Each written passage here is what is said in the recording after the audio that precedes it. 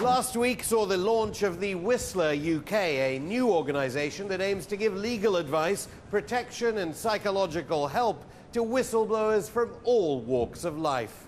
Arguably, the timing couldn't be better. Just this month, following a long legal battle, NHS boss David Orr was made redundant after speaking out about staff locking up vulnerable patients. He is, of course, just one of many. Whistleblowers are calling for laws to change to stop the demonization of those who expose injustice.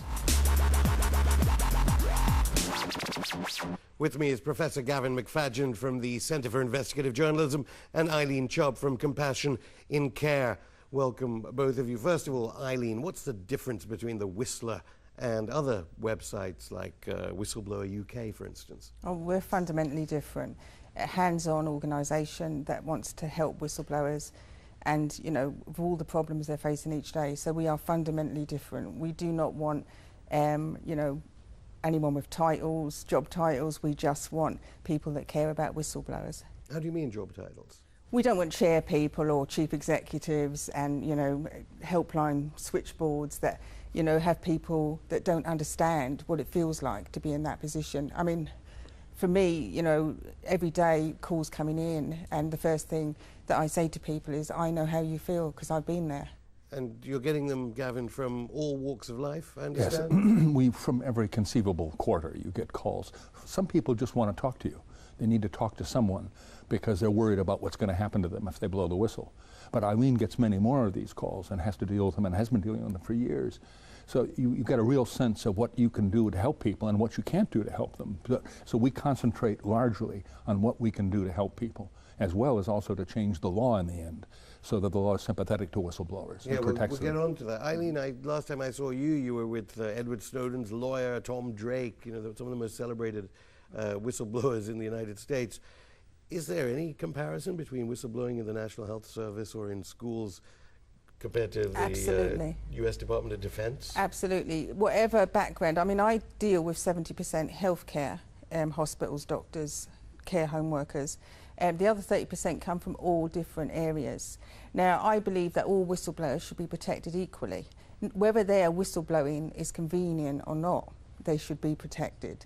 You know, so we can't pick and choose, and you know, we treat all whistleblowers the same, and the same patterns of treatment is happening to people, whether they are, you know, a pilot or a care worker or somebody working in a shop. The same thing happens to them. But isn't the mid-staff scandal here in Britain supposed to have changed the whole culture? I mean, Helen Donnelly, of course, said there was very little change, but any changing in whistleblowing in hospitals, for instance? You cannot change culture without having a law that holds people to account. If we had a proper whistleblowing law that held people to account at the very top of organisations, held them accountable, it would only take 2 or 3 cases to go through the court before the message went out that, you know, you dare not harm a whistleblower. Gavin, what sort of law change? Because the government made a change in the law, didn't they? There's a law in Britain protecting whistleblowers in theory. The trouble is that it doesn't provide the confidence of any whistleblower who sticks their head above the parapet. The danger here is if you do, and it suggests all kinds of ways in which you can complain within an organization. And the trouble we know is that if you complain within the organization, you are at great risk. And particularly, the more sensitive the organization, the greater the risk you're at. And so we say to people, do it independently, join with other whistleblowers to protect yourself and to change the law so that no matter what you do, there can be no retribution. And that's the key factor. The fear that confronts most whistleblowers is that they will be subjected to a serious counter-assault. And that's bad news for whistleblowing and bad news for journalism. In a sense, Eileen, when you blew the whistle, you then followed it up. I mean, these Breaking Silence 1 and 2, these are 2 reports you sent to Parliament about the care of our elderly people here in Britain. I have to ask, I mean, any response from the government in the second stage of your whistleblowing, as it were? Yeah, there's a second appeal to the government has been responded to, and they said they're examining these documents, which are up on our website, by the way, and we wait to see in the spring what they're going to do. I would say that they cannot ignore such evidence because it is a disgrace in any civilised country. How long has it taken so far since you put them up on the website and sent them? It took a month for, for the first response. So the fact that they're saying they're looking at this evidence and naming the evidence is very helpful to us, because, you know, they can't turn around and then say, oh, well, we didn't really see that. So I'm very hopeful. What about, Gavin, the threat of how government departments would try and attack the Whistler, this new organisation? Presumably there are people who want to suppress the kind of information from Eileen or wherever. There are vested interests. But I think it depends very much on the sector. And in the healthcare sector, for example, you've got a whole series of risks there. Most of them are employment-related, retribution-related. So if you raise your head above the parapet to complain in those organizations, in the NHS and BUPA and others, you can be a potentially great risk. In the security services, in the intelligence and the military area, it's a different kind of risk. And the problems are very different. So at each sector of society has a different set of risks. And it's up to us to know as much as we can about how to protect people in each of those sectors. Is it harder now to protect people than, say, a year ago? I think there's much greater sympathy now in the public because of the cases, because I think partly because of what Eileen's done, also what Snowden has done in the States, that people now understand that the whistleblowers are one terrific defense of the democratic process. Without that, democracy is really weakened. You can't hold anybody to account unless you know what they do. But do you think, Eileen, that they will have done that, or the attacks will still continue against whistleblowers? I think because they have the power, after all, over they the might have the power, or think they have.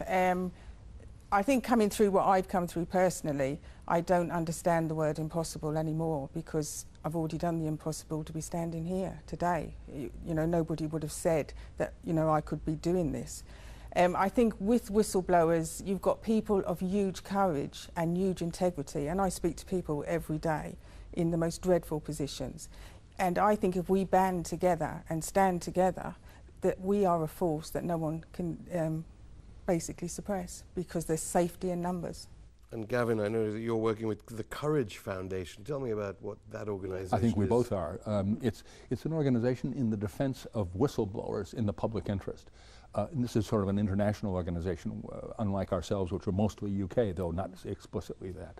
But the Courage will be, for example, all the people who become sources for journalists are at risk under various laws in various countries. And we're there through the Courage Foundation to help them, to support them, to raise funds for them, to give them publicity, to offer them legal protection if we can.